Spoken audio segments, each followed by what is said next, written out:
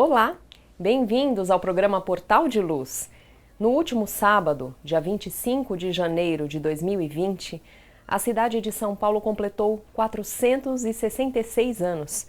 A cidade foi fundada em 1554 por um grupo de jesuítas, chefiados pelo padre Manuel da Nóbrega e do qual fazia parte também José de Anchieta.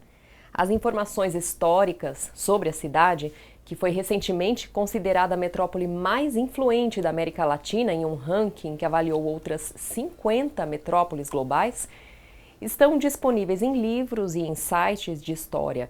Mas o que vamos ouvir hoje aqui no nosso programa vai além dos livros. Chico Xavier, na ocasião em que recebeu da Câmara Municipal de São Paulo o título de cidadão paulistano, na década de 70, discorreu por quase uma hora detalhes sobre a fundação da cidade, mostrando todo o cuidado do plano espiritual com aquele momento tão importante. Mas antes de começarmos, vamos elevar juntos os nossos pensamentos, ouvindo a prece na voz do nosso Chico Xavier. Mais luz.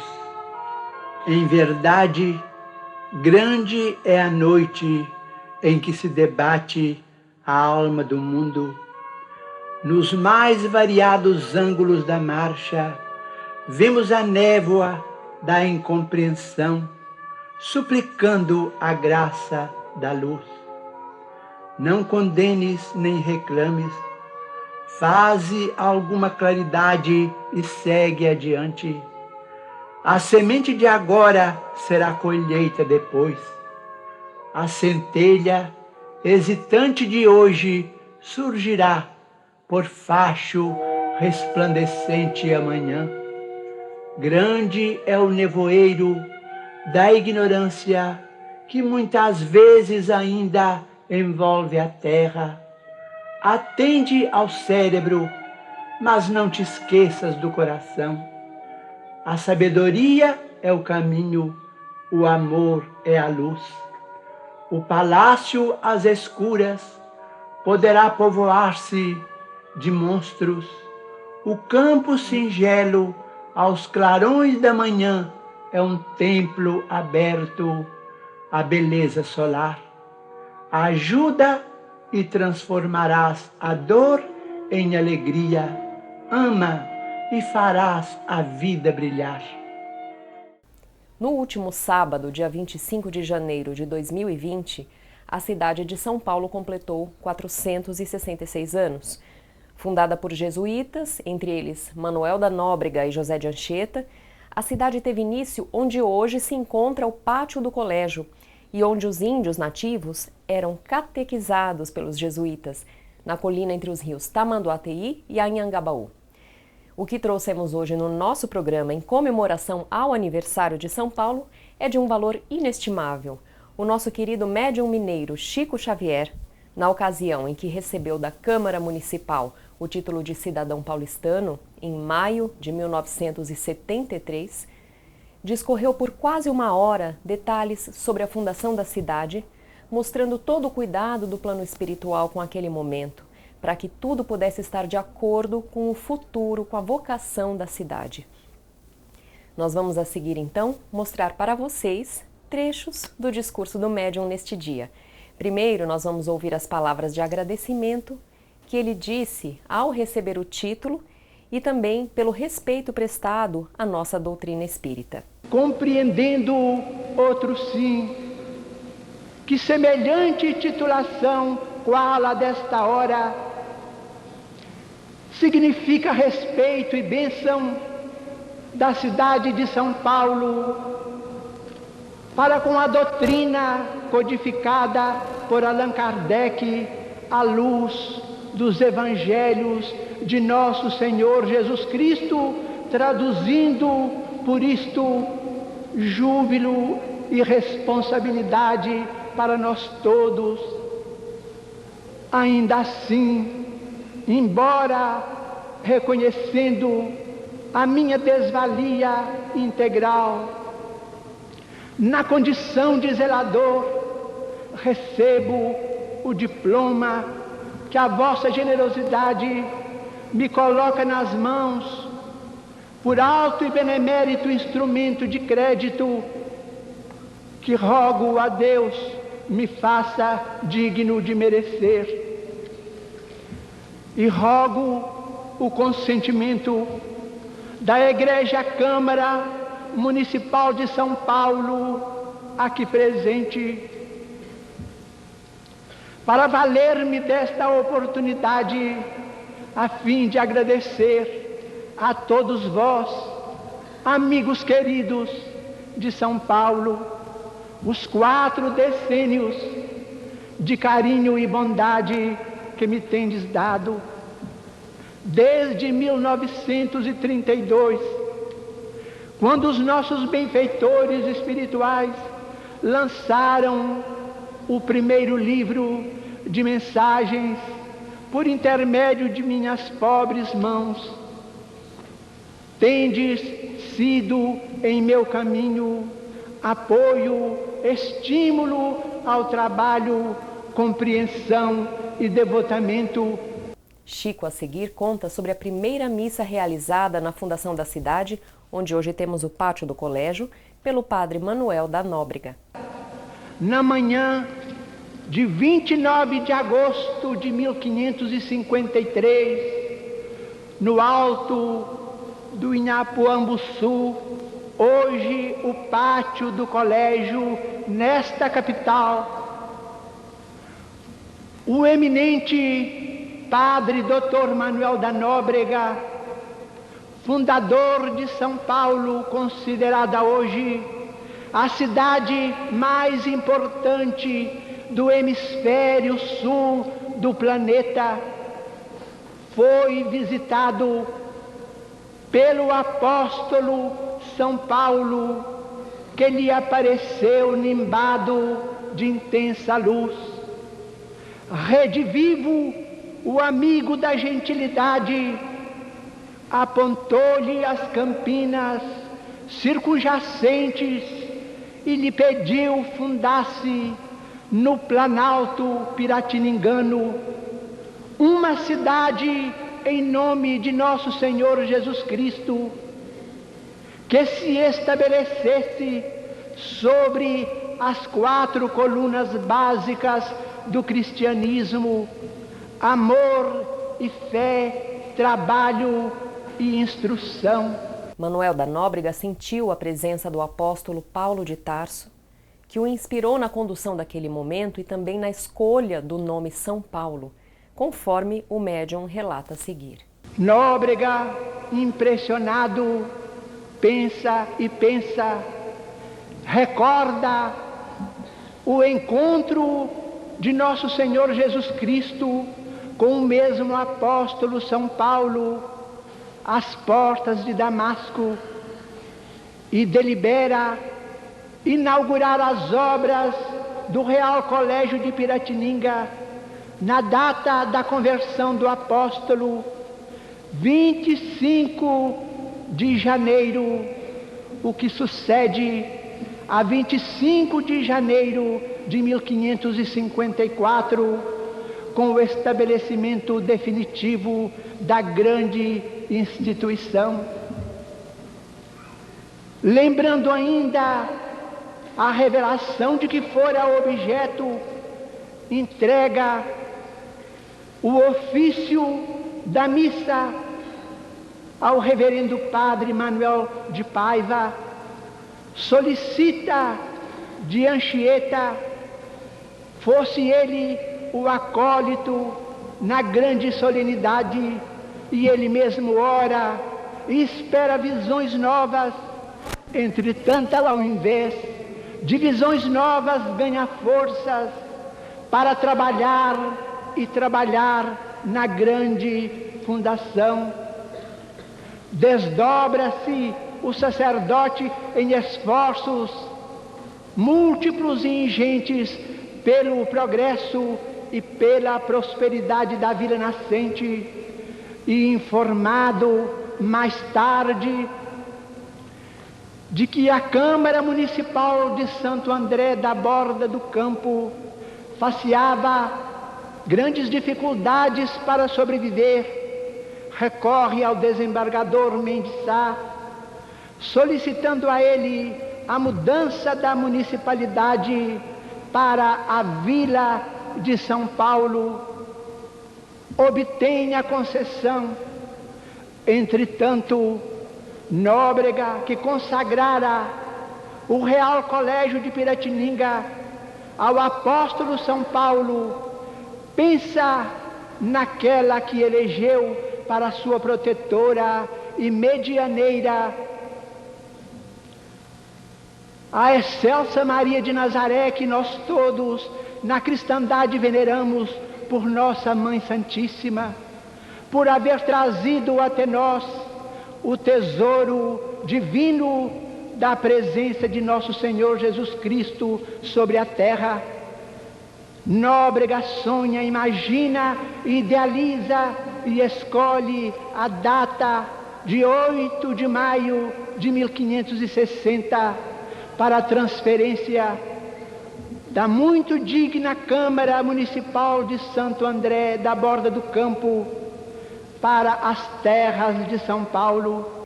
No nosso próximo programa, nós continuaremos a ouvir mais relatos de Chico Xavier sobre todo o amparo do plano espiritual no nascimento da nossa maior cidade. A Creche Lar do Alvorecer é uma entidade assistencial mantida pelo Grupo Espírita Caibar Schutel. Localizada em Diadema, tem como propósito trabalhar pelo desenvolvimento de uma cultura de paz através da educação e da assistência a crianças, jovens e adultos. São 250 crianças atendidas diariamente. Conheça nossas atividades e colabore conosco pelo ideal de um mundo melhor. www.lardoalvorecer.org.br. O jornal Folha Espírita, fundado em 18 de abril de 1974, se dedica à divulgação da doutrina espírita. Saiba mais sobre assuntos atuais com o enfoque do espiritismo, além de entrevistas e artigos de diversos colunistas. Você pode escolher na versão digital ou impressa. Acesse e faça sua assinatura. www.folhaespirita.com.br. Vamos agora ouvir a nossa amiga Sandra Marinho com o tema Ajuda-te. Queridos amigos, queridas amigas, já há alguns anos que se fala em autoajuda, uma febre no início dos anos 80 e 90 nos Estados Unidos e que tomou força alcançando todos os hemisférios do planeta, inclusive o Brasil. Nos dias atuais, com a expansão dos meios de comunicação, devido ao advento da internet, vimos todos os dias surgirem mais e mais autores de livros, palestrantes, youtubers dedicados a este tema. Quem já leu ou ouviu alguns desses pensadores e profissionais percebem que todos os ensinamentos se convergem, na maior parte baseados na neurolinguística, que é uma ciência que se dedica a ressignificar os nossos hábitos, nossos conceitos, a nossa forma de se relacionar com os outros e conosco mesmos, ajudando-nos a ter mais equilíbrio, confiança nos relacionamentos, paz interior e sucesso. Mas o que muitos não observam é que a gama de lições de autoajuda, em sua maior parte, concentra muito mais do que seria, na prática, vivenciar a lição do Evangelho. Pedi e se vos dará, buscai e achareis, que por sua vez é análoga a ajuda-te a ti mesmo, que o céu te ajudará. Já pensaram na verdade desta analogia? Encontramos no Evangelho a seguinte explicação. Do ponto de vista terreno, a máxima buscai e achareis é análoga a esta outra, ajuda-te a ti mesmo, que o céu te ajudará. É o princípio da lei do trabalho e, por conseguinte, da lei do progresso, porquanto o progresso é filho do trabalho, visto que este impõe em ação as forças da inteligência. Mais adiante, na mesma lição, na instrução dos Espíritos, encontramos a afirmativa. Se Deus houvesse isentado do trabalho do corpo o homem, seus membros se atrofiariam. E se houvesse isentado do trabalho da inteligência, seu espírito permaneceria na infância, no estado do instinto animal. Daí deduzimos que só mudamos a nossa vida para melhor se encontramos mais felicidade e amor quando nos movimentamos para que isto ocorra. Costumam comentar entre amigos que mudar dá trabalho. Já pensaram nisto? É preciso colocarmos muito empenho quando nos propomos a ser pessoas melhores, sem falar da disciplina necessária em qualquer processo de mudança, quando queremos resultados totalmente diferentes daqueles que costumamos obter. Sair de um status quo atual que não nos agrada vai exigir que mudemos o rumo das nossas escolhas e sigamos caminhos novos. Então, podemos concluir que conseguiremos tudo e teremos a ajuda dos mentores espirituais para alcançar os nossos objetivos se trabalharmos para isto? Em parte, as técnicas de autoajuda, como a própria expressão diz, nos ajuda com as suas ferramentas a alavancar atitudes que somos capazes de tomar em relação à nossa mudança interior.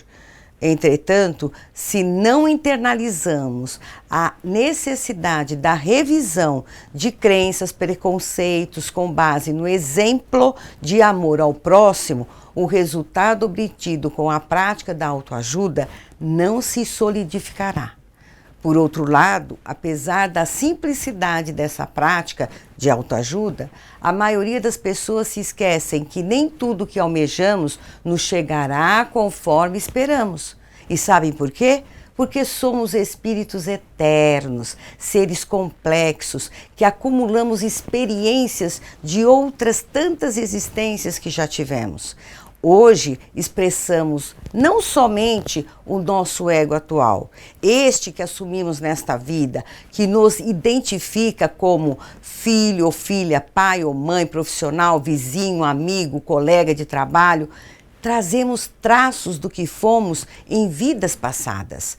Traços estes que nada mais são do que marcas que ficam registradas no nosso subconsciente e que interferem na nossa personalidade de hoje. Talvez seja por isto que não é tão simples mudar, aplicando tão somente os instrumentos ensinados pelos estudiosos de autoajuda. É necessário que passemos a nos autoconhecer, olhando para nós mesmos, despojados de desculpas e véus de faz de conta e com base no que Jesus nos ensinou.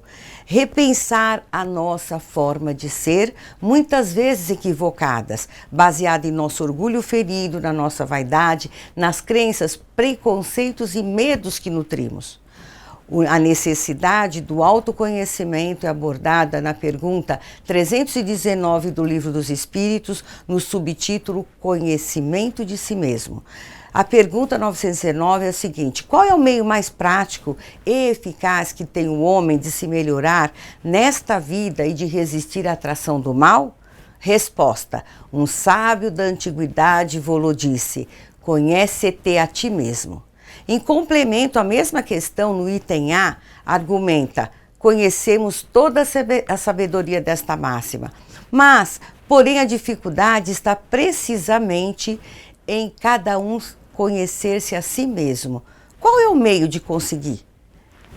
A resposta é dada por Santo Agostinho, com um importante tratado de como ele mesmo praticou o autoconhecimento quando encarnado. No início de sua resposta, ele descreve: minha consciência passava a revista ao que fizera e perguntava a mim mesmo se não faltara algum dever, se ninguém tivera motivo para de mim se queixar. Foi assim que cheguei a me conhecer e a ver o que em mim precisava de reforma. Vale a pena ler e reler as reflexões de Santo Agostinho na questão 919 do Livro dos Espíritos. Recomendo como inspiração para todos nós no trabalho do autoconhecimento para a nossa reforma. Um grande abraço e até o próximo encontro. E agora nós vamos ouvir o Momento Doutrinário com o nosso amigo Maida. Olá, amigas e amigos, sejam todos bem-vindos a mais um encontro do Momento Doutrinário. Hoje convidamos a todos para juntos refletirmos sobre os ensinamentos contidos no livro Encontros de Paz, de Psicografia de Chico Xavier, onde na lição 25 o Espírito Emmanuel aponta os malefícios do egoísmo. Diz Emmanuel, o egoísmo é herança evidente de nossa antiga animalidade, pois por toda parte ainda o vemos a repontar em toda a extensão do mundo. O egoísmo em família é o exclusivismo do sangue. No lar é o narcisismo doméstico. Na oficina de trabalho, o egoísmo é o despeito. Na propriedade transitória, o que é o egoísmo? É a ambição de posse desnecessária. Na cultura da inteligência, o egoísmo é a vaidade intelectual. Na ignorância, é a agressividade. Na riqueza amoedada, o egoísmo é o espírito de usura. Na pobreza, é a inveja destrutiva. Na madureza, o egoísmo é o azedume. Na mocidade, é a ingratidão. No ateísmo, é a impiedade. Na fé religiosa, o egoísmo é a intolerância. Na alegria, é o excesso. Na tristeza, o egoísmo é o isolamento. Nos fortes, é a tirania. Nos fracos, o egoísmo é a astúcia. Na afetividade, é o ciúme. Na dor, o egoísmo é o desespero. No mimetismo que lhe é próprio, o egoísmo usa em todos os setores as mais diversas máscaras e qual o joio que abafa o trigo, comparece igualmente nos corações que a luz já felicite, em forma de cólera e irritação, desânimo e secura.